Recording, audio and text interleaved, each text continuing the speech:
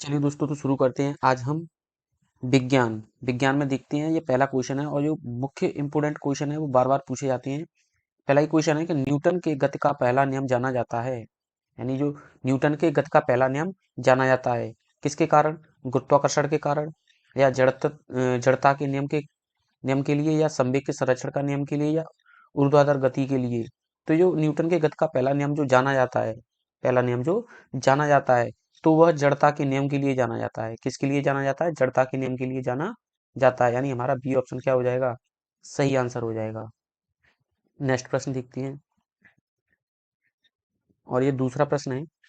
ये कह रहा है कि साधारण यंत्र किसी व्यक्ति की सहायता करता है। यानी जो साधारण यंत्र किसी व्यक्ति की सहायता करता है।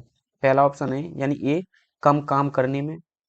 बी ऑप्शन है कम बल का प्रयोग कर के भी उतनी ही मात्रा में काम करने में। सी ऑप्शन है कि उतनी ही कम मात्रा में काम धीरे धीरे करने में। और डी ऑप्शन है आपका कि उतनी ही मात्रा में काम अधिक तेजी से करने में। तो जो साधारण यंत्र किसी व्यक्ति की सहायता करता है, तो जो सहायता करता है ना, वो करता है कम बल का प्रयोग करके भी उतनी ही मात्रा में काम करने में। बी ऑप्शन इसका सही आंसर हो जाएगा। नेक्स्ट प्रश्न है। और तीसरा प्रश्न है कि एक व्यक्ति एक संवेदनशील तराजू पर खड़ा है। यदि वह गहरी सांस अंदर लेता है तो तराजू की रीडिंग बढ़ेगी, घटेगी। सी ऑप्शन है रीडिंग पर कोई प्रभाव नहीं पड़ेगा। डी ऑप्शन है वह बढ़ेगी या घटेगी, यह वायुमंडलीय दबाव पर निर्भर करेगा। तो इसका जो ऑप्शन हो जाएगा, ए ऑप्शन इसका सही हो जाएगा। क्या हो जाएगा? ए ऑप्शन इसका सही आंसर हो जाएगा कि उसकी जो रीडिंग होगी वो क्या होगी? बढ़ेगी। क्या होगी? बढ़ेगी। यानी ए ऑप्शन इसका सही आंसर है। नेक्स्ट प्रश्न है आपका। और यह चौथा प्रश्न है कि वॉशिंग मशीन का कार्य सिद्धांत है। यानी जो वॉशिंग मशीन है उसका कार्य सिद्धांत क्या है? ए ऑप्शन है अपकेंद्र, यानी अपकेंद्रण। बी ऑप्शन है अपोहन। सी ऑप्शन है उत्तम परासरण। और डी ऑप्शन है विसरण। तो वॉशिंग मशीन का जो कार्य सिद्धांत है, वॉशिंग मशीन का जो कार्य सिद्धांत है, वो है आपका अपकेंद्रीय बल। क्या है? अपकेंद्रीय बल, यानी अपकेंद्रण। यानी ए ऑप्शन इसका सही आंसर है।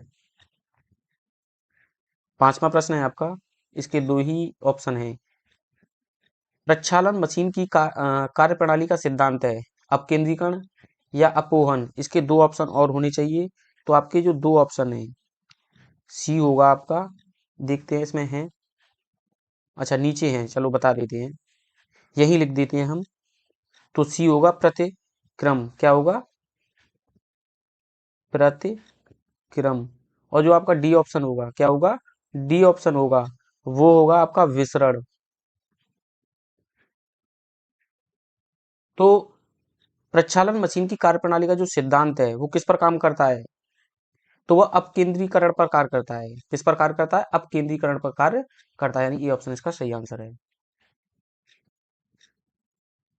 छठवां प्रश्न है कि निम्नलिखित में कौन सी राशि सदिश नहीं है। यानी इनमें से कौन सी राशि सदिश नहीं है? विस्थापन, वेग, बल, आयतन। जल्दी से बताइए। तो इनमें से जो सदिश राशि नहीं है, विस्थापन, वेग, बल, ये तीनों सदिश राशि हैं, लेकिन आयतन सदिश राशि नहीं है, यह अदिश राशि है। कैसी है? अदिश राशि है। सातवां प्रश्न है कि निम्नलिखित में से कौन सी एक सदिश राशि है? संवेग, दाब, ऊर्जा, कार्य। इनमें से कौन सी एक सदिश राशि है? तो संवेग एक सदिश राशि है। कैसी है? सदिश राशि है। बाकी दाब, ऊर्जा और कार्य कैसी हैं? यह सब अदिश राशि हैं। कैसी हैं? अदिश।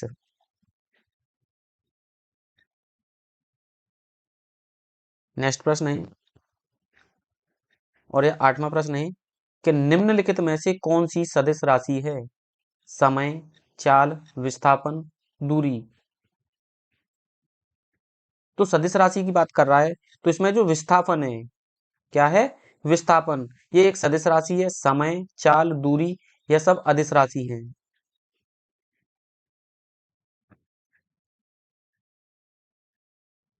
नेक्स्ट प्रश्न है। और नौवां प्रश्न है। कौन सा प्रश्न है?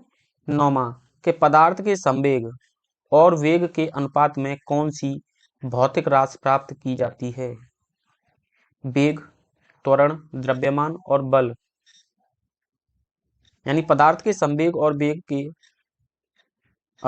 अनुपात में कौन सी भौतिक राशि प्राप्त की जाती है? तो यह द्रव्यमान। क्या होगा? द्रव्यमान। 10वां प्रश्न है कि बल गुणनफल है, यानी जो बल होता है वो गुणनफल है किसके? द्रव्यमान और वेग का। बी ऑप्शन है द्रव्यमान और त्वरण का। सी ऑप्शन है भार और वेग का। और डी ऑप्शन है भार और त्वरण का।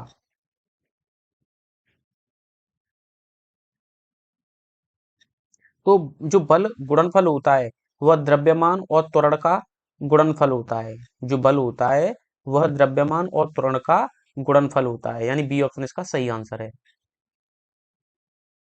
11वां प्रश्न है कि यदि किसी धन के आयतन और पृष्ठ क्षेत्रफल को निरूपित करने वाली संख्याएं समान हो तो उस घन के किनारे की लंबाई माप की इकाई होगी? 3, 4, 5, 6।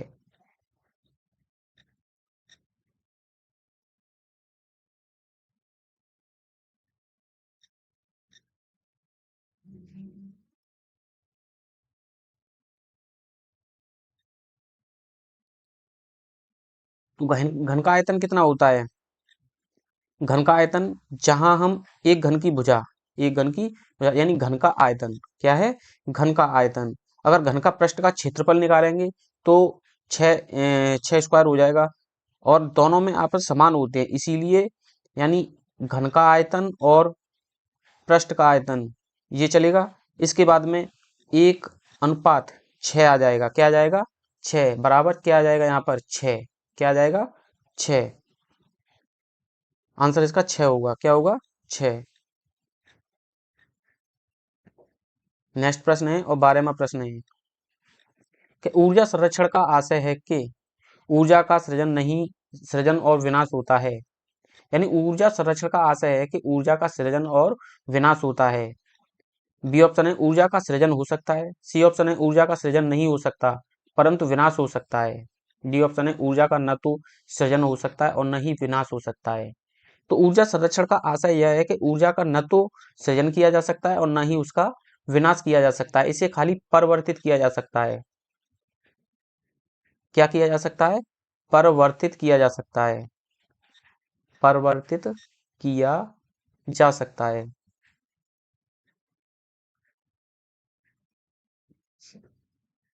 नेक्स्ट प्रश्न है 13वां प्रश्न है कि हवाओं की ऊर्जा होती है, यानी जो हवाएं होती है उनकी ऊर्जा होती है। ए ऑप्शन है केवल स्थित, स्थिज, केवल गतिज। सी ऑप्शन है वैद्युत, स्थिज और गतिज दोनों। तो हवाओं की जो ऊर्जा होती है केवल गतिज ऊर्जा होती है। कैसी होती है? गतिज ऊर्जा होती है, यानी बी ऑप्शन इसका सही आंसर है। 14वां प्रश्न है कि वायु शक्ति यानी विंग पावर में ऊर्जा का कौन सा रूप विद्युत ऊर्जा में परिवर्तित होता है? गतिज ऊर्जा, स्थित ऊर्जा, सौर ऊर्जा, विकिरण ऊर्जा।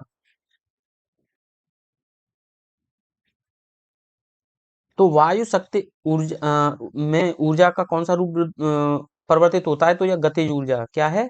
गतिज, यानी ए ऑप्शन इसका सही आंसर है।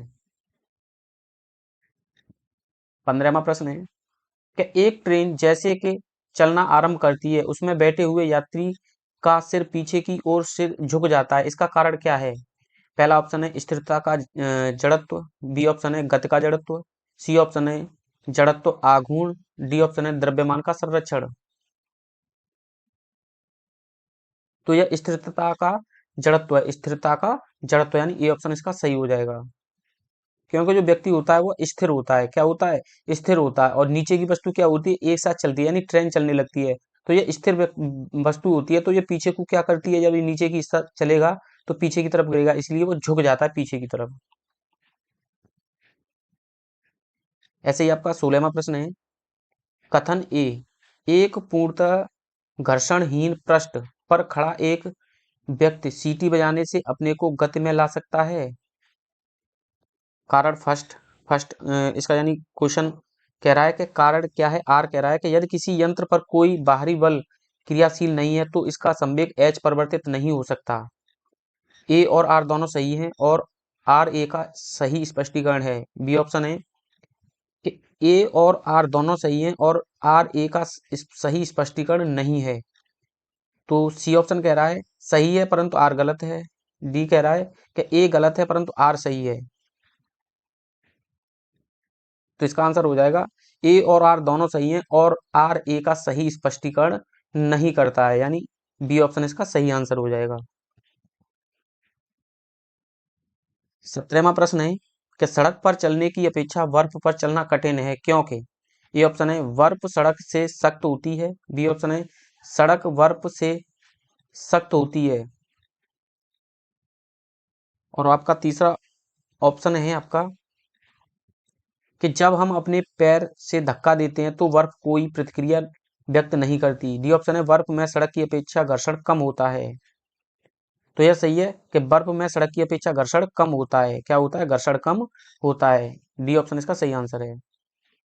18वां प्रश्न है कि निम्न निम्न कथन पर तथा उससे निकाले गए निष्कर्ष पर विचार करिए तथा बताइए कि कौन सा निष्कर्ष सही है। कथन, भरी हुई गाड़ी को चलाने में उसे चलायमान रखने के लिए आवश्यक ताकत से अपेक्षाकृत अधिक ताकत से धक्का देना पड़ता है। निष्कर्ष निष्कर्ष यह है, किसी चलायमान वस्तु का भार कम होता है। बी ऑप्शन है प्रारंभ में पहिए फिसलने लगते हैं। सी ऑप्शन है एक बार गाड़ी चल पड़ने के बाद घर्षण कम होता है। डी ऑप्शन है अभ्यास से निपुणता प्राप्त होती है। तो इसका डी ऑप्शन सही हो जाएगा, एक बार गाड़ी चल पड़ने के बाद घर्षण कम होता है। क्या होता है, घर्षण कम होता है। सी ऑप्शन इसका सही आंसर है। 19वां प्रश्न है, इसे देखते हैं अच्छी तरह से।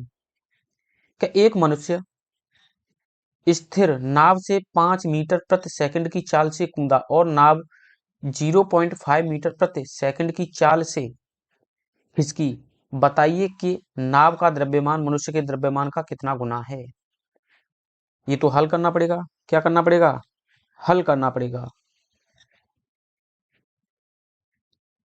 5.5 गुना, 4.5 गुना, 2.5 गुना और 10 पॉइंट यानी 10 गुना। तो इसे हम कर लेते हैं। द्रव्यमान एम है, क्या है हमारा, एम है, और नाव का द्रव्यमान क्या है, एन। क्या है, एन। नाव प्लस व्यक्ति, मैं यहाँ लिख देता हूं नाव प्लस व्यक्ति, नाव प्लस व्यक्ति का कूदने के संवेग क्या होगा, उस समय 0 होगा। जब यह कूदेगा तो क्या होगा, संवेग 0 होगा। क्या होगा, 0 होगा। व्यक्ति का क्या होगा, 0। तो हम देखते हैं, यानी मैन इंटू 5 क्या है, 5 मीटर प्रति सेकंड। 5 मीटर, 5 है ना, एम बराबर 5 माइनस एन, नाव के लिए एन, ठीक है ना। तो नाव कितनी हमारी जा रही है, तो यह जा रही है 0.5। अगर पॉइंट से पहले कुछ भी नहीं है तो 0 होता है। क्या होता है, 0 होता है, बराबर 0। क्या है, 0। संवेग के सिद्धांत से देखेंगे तो हम इसे ऐसे कर सकते हैं। कैसे कर सकते हैं, फिर इसे पक्षांतर कर लेंगे। तो एन इंटू जी यानी 0.50 यानी 0.5 बराबर एम इंटू 5। अगर हम इसे देखेंगे तो ये एन ऊपर आ जाएगी, एम नीचे चली जाएगी, एन अपॉन एम बराबर, ये हमारा 5 है ऊपर पहुंच जाएगा, ये हमारा 5 है ऊपर पहुंच जाएगा, और ये हमारा कहाँ आ जाएगा, नीचे। ये वाला 5 कहाँ आ जाएगा, नीचे। तो 0.5 अगर हम इससे इससे काट दें तो 10 बार कटेगा। कितनी बार कटेगा, 10 बार। तो यह 10 गुना है। कितना है, 10 गुना, यानी डी ऑप्शन इसका सही आंसर है। 20वां प्रश्न है कि एक ट्रक, एक कार और एक मोटरसाइकिल की गतिज ऊर्जाएं समान है। यदि समान अवरोधक बल लगाया जाए और वे क्रमशः एक्स, वाई और जेड की दूरी पर रुकें तो इनमें से क्या होगा। जब वो समान बल लगा रहे हैं और समान में रुकेंगे तो उनमें क्या होगा, समान के लिए वो समान है तो एक्स बराबर वाई बराबर जेड, तीनों बराबर दूरी पर ही रुकेंगे, यानी हमारा सी ऑप्शन इसका सही आंसर हो जाएगा। नेक्स्ट क्वेश्चन है, और हमारा ये क्वेश्चन है 21वां। कौन सा है, 21वां, दो समान द्रव्यमान की वस्तुओं की गतिज ऊर्जाओं का अनुपात 4:9 है, तो उनके वेगों का अनुपात कितना होगा? तो उनके वेगों का अनुपात कितना होगा? दो समान द्रव्यमान की वस्तुओं की गतिज ऊर्जाओं का अनुपात 4 अनुपात है, तो उनके वेगों का अनुपात कितना होगा? देखो, दोनों वस्तुओं का द्रव्यमान अथवा द्रव्यमान m है, यानी दोनों वस्तुओं का द्रव्यमान क्या है हमारे पास? m। पहली वस्तु का वेग हम क्या मान लेते हैं? v1 मान लेते हैं। क्या मान लेते हैं? v1। और दूसरी वस्तु का v2, क्या मान लेते हैं? v2 मान लेते हैं। अगर हम देखें तो पहली वस्तु का जो गतिज ऊर्जा होगी, तो k1 बराबर 1/2 mv1 स्क्वायर, ठीक है ना। अगर दूसरी का अगर हम देखेंगे, दूसरी वस्तु का, तो यहाँ पर आ जाएगा k2, हमने कॉमन माना है k को, ठीक है ना, बराबर 1/2 m2 स्क्वायर। तो अगर इसे हम पूरे को हल करते हैं, क्या करते हैं? हल करते हैं, तो हल करते करते चले जाएंगे, तो हमें मिलेगा पहले का कितना है? v1 का, तो v1 का 4, क्या है? 4, तो ये रूट में चला जाएगा, 4 किस में आ जाएगा? रूट में। और ये किस में चला जाएगा? 9, ये भी रूट में चला जाएगा। जब हम इसे रूट से बाहर लाएंगे, क्या करेंगे? रूट से बाहर लाएंगे, तो जब 4 रूट से बाहर आएगा तो 2 आएगा, क्या आएगा? 2। और अगर फिर इसे अगर हम 9 को वापस लेके आएंगे, तो इसके क्या आएगा? 3, क्या आएगा? 3। या तो हम ऐसे लिख सकते हैं इसे 2:3, या फिर 2/3, या फिर 2/3, यानी बी ऑप्शन हमारा सही आंसर है। क्या है? बी ऑप्शन हमारा सही आंसर है। नेक्स्ट क्वेश्चन है 22वां, कि एक व्यक्ति कार में जो विराम में बैठा है, सड़क के कार के 4 पहिए में से प्रत्येक पर प्रतिक्रिया आ रहा है। जब कार सीधी समतल सड़क पर चलेगी, तो अगर पहियों में प्रत्येक पर प्रतिक्रिया में क्या परिवर्तन होगा? पहला ऑप्शन है, यह आर से अधिक होगा, बी यह आर से कम होगा, सी यह आर के बराबर होगा, डी यह सड़क के पदार्थ पर निर्भर करेगा। तो यह आर से कम होगा, क्या होगा? यह आर से कम होगा, यानी बी ऑप्शन इसका सही आंसर है। नेक्स्ट प्रश्न देखते हैं, और 23वां प्रश्न है कि तेल से अंशतः भरा हुआ तेल का एक टैंकर समतल सड़क पर आगे की ओर एक समान त्वरण से जा रहा है। तेल का मुक्त पृष्ठ कितना होगा? क्षैतिज बना रहेगा। क्षैतिज से इस प्रकार अनंत होगा कि पिछले सिरे पर कम गहराई होगी। सी क्षैतिज से इस प्रकार अनंत होगा कि पिछले सिरे पर अधिक गहराई होगी। डी है परवलयी वक्र का आकार लेगा। 23 का जो आंसर होगा, तो वो होगा क्षैतिज से इस प्रकार अनंत होगा कि पिछले सिरे पर अधिक गहराई होगी। 24वां प्रश्न है, और देखिए कि एक तीक्ष्ण वृत्ताकार पथ पर तीव्र गति से जाता हुआ 4 पहियों वाला वाहन है। पहला ऑप्शन, दूसरा ऑप्शन, तीसरा ऑप्शन, चौथा, यानी बाहरी पहियों पर उल्टेगा, अंदर के पहियों पर उल्टेगा, बाहर की तरफ फिसलेगा, अंदर की तरफ फिसलेगा। इनमें से कौन से कथन सही है? 1-3, 2-4, 2-3 और 1-4। तो इसमें से 1 और 3, बाहरी पहियों पर उल्टेगा और बाहर की तरफ ही फिसलेगा। 25वां प्रश्न है कि त्वरण ज्ञात करने का सही सूत्र कौन सा है? त्वरण ज्ञात करने का सही सूत्र कौन सा है? A option, B option, C option, D option. तो त्वरण ज्ञात करने का जो सही सूत्र होता है, तो वो होता है, क्या होता है? v बराबर यू, v बराबर यू प्लस ए टी, है ना। तो अगर हम इसे देखेंगे, तो वो कौन सा सही हो जाएगा? तो हमारा ए ऑप्शन सही हो जाएगा। कैसे सही हो जाएगा? देखते हैं। या फिर इसे देख सकते हैं, ए टी, ए टी बराबर v माइनस यू। तो अगर इसे हम पूरा हल करेंगे, तो आएगा ए बराबर v minus you upon T. क्या आएगा? अपॉन टी, यानी पहला ही ऑप्शन हमारा सही आंसर हो जाएगा।